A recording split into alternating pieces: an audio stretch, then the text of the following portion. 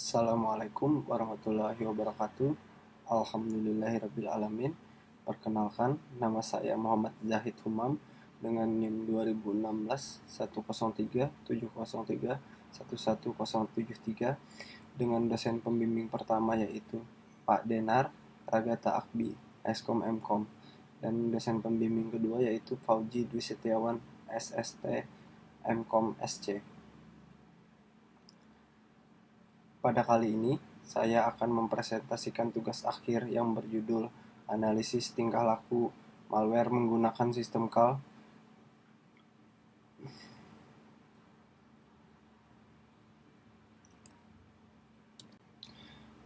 Pada presentasi kali ini, saya awali dengan latar belakang.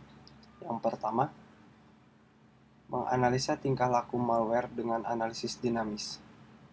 Dinamis analisis biasanya digunakan sebagai metode penelitian untuk mengawasi pemanggilan pada sistem apa saja yang dilakukan oleh malware dengan menjalankan aplikasi yang terinfeksi virus pada sebuah Android virtual device dengan bantuan Adobe Shell agar bisa melihat secara langsung sistem CAL dari aplikasi yang sedang berjalan.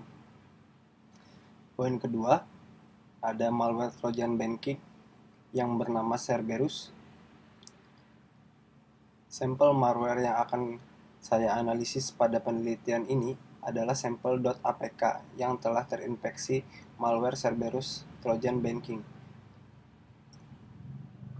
Yang ketiga, ada tingkah laku malware Cerberus.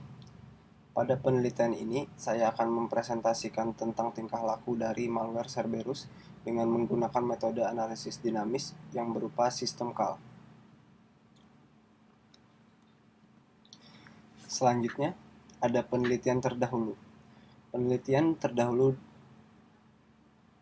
dari Xiaoxi yang membahas tentang penelitian menggunakan metode sistem CAL untuk melihat perilaku dari perangkat lunak Android.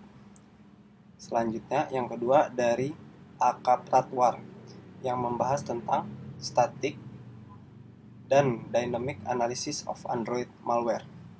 Peneliti ini mencoba mendeteksi malware dengan analisis dinamis dan statis. Yang ketiga, dari Shifu Hou yang membahas tentang a deep learning machine framework from intelligent malware detection. Peneliti ini menggunakan sistem CAL graph untuk melakukan pemanggilan pada aplikasi yang sedang berjalan. Selanjutnya, ada rumusan masalah. Yang pertama, seberapa banyak servis sistem CAL malware yang bisa didapatkan ketika menggunakan lingkungan sandboxing. Yang kedua, mengawasi tingkah laku malware yang berjalan dengan menggunakan sistem CAL. Yang ketiga, menganalisa tingkah laku malware Cerberus dengan menggunakan sistem CAL. Dan selanjutnya yaitu ada batasan masalah. Batasan masalah yang pertama, aplikasi yang digolongkan hanya berupa aplikasi Android atau .apk. Yang kedua, aplikasi yang digunakan berbentuk .apk.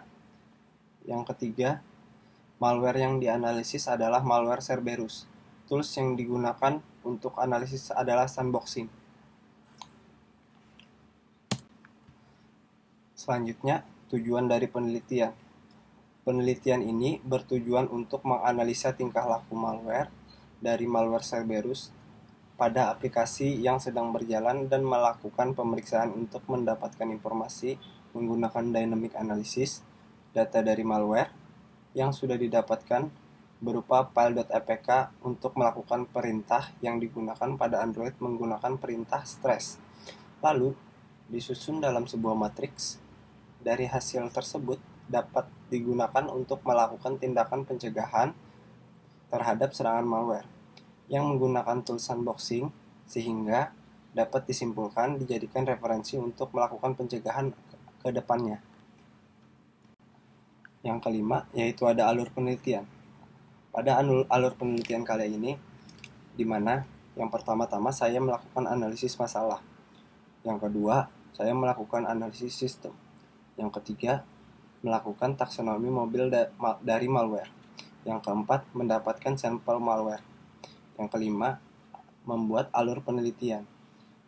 Yang keenam, ada skenario dari pengujian. Selanjutnya ada metode penelitian. Pada metode penelitian kali ini, hal yang perlu disiapkan ialah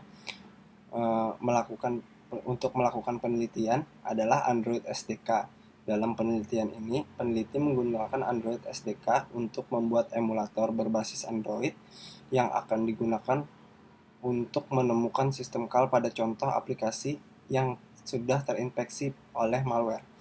Pada penelitian ini, emulator yang akan digunakan adalah Gemotion. Dan untuk mendukung pencarian sistem call menggunakan ADBSL. Selanjutnya yaitu ada analisa kebutuhan. Pada analisa kebutuhan perangkat keras, saya menggunakan prosesor 2,5 GHz 2 core Intel Core i5, RAM 12GB, DDR3, data SSD 120GB. Dan untuk analisis kebutuhan perangkat lunaknya, saya menggunakan Java.jdk, Virtual Machine, Android SDK Manager, ADBSL, dan MobFS. Baik, selanjutnya ada implementasi dan hasil. Di sini saya akan menjelaskan implementasi dan hasil dari yang saya teliti. Untuk yang pertama, di sini saya menemukan hasil dari malware untuk aplikasi cache mobile. Saya menggunakan metode system call untuk menganalisisnya, di mana saya menemukan IoT-CTL, clock get time, fulltext, write, send to, get UID, yang dimana saya akan mendeskripsikan beberapa dari sebagian yang saya sebutkan tadi, walaupun tidak semuanya. Yang pertama ada IoT-CTL untuk mengontrol perangkat, clock get time mendapatkan informasi waktu, fulltext penguncian ruang pengguna yang cepat, write menulis ke file deskriptor, lalu send to mengirim sebuah pesan ke soket, dan get UID mendapatkan identitas user. Di sini ada implementasi dan hasil dari aplikasi Save Your Account. Pada Save Your Account ini terdapat perbedaan dari cache mobile tadi, yaitu FAC set, fast set yang berguna untuk memeriksa izin pengguna dari file relatif terhadap deskriptor file directory, fstata64 mengambil informasi tentang file dari path yang dideskripsikan, dup menduplikasi file deskriptor, unlinked menghapus entry directory terhadap deskriptor, fchmod add panggilan sistem beroperasi cara yang sama dengan chmod. Selanjutnya ada hasil dari aplikasi Flash Player pertama. Pada Flash Player pertama ini, perbedaannya dari yang sebelum-sebelumnya yaitu clone tadi membuat proses yang baru. Selanjutnya ada RT Sigfox memeriksa atau mengubah sinyal yang diblokir. OpenNet membuka file yang ditentukan nama. Selanjutnya implementasi hasil dari aplikasi Actualization Android. Perbedaannya yaitu adalah pret64 membaca atau menulis ke deskriptor pada offset tertentu, dan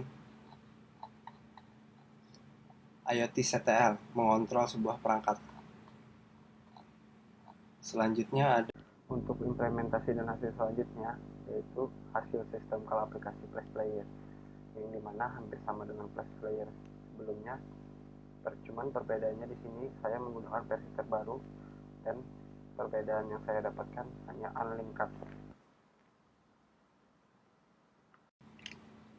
Untuk yang terakhir ada implementasi hasil dari coronavirus, yaitu perbedaannya dari yang lainnya, di mana virus ini virus yang terbaru, dan di sana terdapat juga ada sebuah send to yang berupa mengirimkan sebuah paket yang sama dengan send get SMS, yang bisa mengirimkan beberapa pesan dan juga beberapa virus kepada pengguna. Get priority, panggilan mengembalikan prioritas tinggi yang menjalankan oleh salah satu proses yang ditentukan. Uname mendapatkan nama dan informasi tentang kernel saat ini. Selanjutnya ada miremap, memetakan ulang alamat memori. Untuk selanjutnya saya akan menjelaskan tentang selanjutnya, yaitu ada kesimpulan. Pada kesimpulan kali ini saya akan menyimpulkan tentang tugas akhir yang sudah saya teliti tadi. Yang pertama ada malware. Pada penelitian ini, peneliti menggunakan malware Cerberus yang menginfeksi dan menyamarkan malware sebagai instalasi aplikasi sebuah Android. Setelah aplikasi diinstal dan diunduh, yang palsu ingin meminta izin untuk aksesibilitas, yang dimana memungkinkan penyerangan akan dimulai. Malware juga menutupi layar untuk aplikasi sebuah banking, mencuri kredisional dari operator. Malware Cerberus juga memiliki sebuah teknik pendeteksi korban yang unik menggunakan accelerometer. Pada perangkat terinfeksi memastikan korbannya adalah nyata dan bukan security alias analisis. Malware Cerberus juga menginfeksi pengguna dengan cara mengarahkan ke situs web yang palsu dan pengunduhan aplikasi. Unduhan tersebut akan berupa seperti misalkan kayak mendownload aplikasi atau mendownload dokumen, dan itu berupa untuk menginstal atau segala macam. Kemungkinan itu ada aplikasi sebuah virus. Dan juga Cerberus juga bertujuan untuk mencuri informasi perbankan online dari para korban ketika mengunjungi situs web. Malware Cerberus ini juga dirancang untuk mencuri uang langsung ke rekening korban. Malware ini biasanya menyamar sebagai aplikasi yang tidak berbahaya. Setelah aplikasi dijalankan, malware akan mencuri informasi atau data dari sebuah pengguna. Dengan menggunakan analisis dinamis untuk mendapatkan sistem call-nya yang berjalan di balik layar smartphone saat aplikasi yang terinfeksi malware berjalan, banyak parameter yang ditemukan pada malware Cerberus maka menunjukkan bahwa malware melakukan tingkah laku yang berbahaya. Selanjutnya, sekian presentasi dari saya. Saya Muhammad Zaitumam. Terima kasih sudah menyaksikan presentasi dari saya. Assalamualaikum warahmatullahi wabarakatuh.